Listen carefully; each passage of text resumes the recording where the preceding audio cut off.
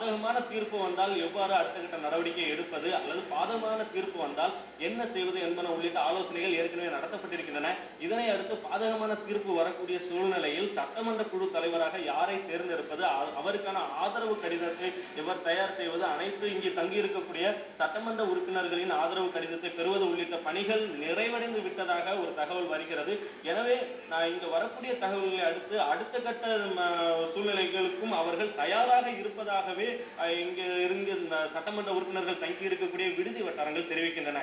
எனவே அடுத்த சட்டமன்ற குழு தலைவராக அவர்கள் மூத்த சட்டமன்ற உறுப்பினர்கள் ஒரு சிலரை அந்த தேர்ந்தெடுக்கக்கூடிய ஒரு சிலருக்கு அந்த வாய்ப்புகள் இருப்பதாகவும் அவர்களை தேர்ந்தெடுக்கக்கூடிய ஒரு சூழல் நிலவுவதாகவும் இந்த கோல்டன் ரெசார்ட் பகுதி வட்டாரங்கள் தெரிவிக்கின்றன.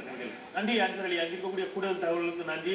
திருமதி வி.கே. சசிகலா அவர்கள் அங்கிருந்து புறப்பட்டார் என்றாலோ அல்லது காவல்துறையினர் அவரை கை செய்வதற்கான முயற்சிகள் எதுவும் நடைபெற்றாலோ அது குறித்த கூடுதல் தகவல்களை தாருங்கள். நாம் இந்த வாதத்திற்குள் பயணிக்கலாம்.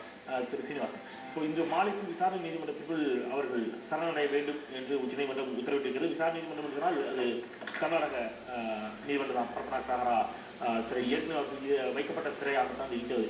அந்த அடிப்படையில் இப்பொழுது ஆளுநருக்கு அவர்கள் தீர்ப்பு உறுதி செய்யப்பட்டுவிட்டது, அவர்கள் பதவியேற்க முடியாது என்பது உறுதியாகிவிட்டது.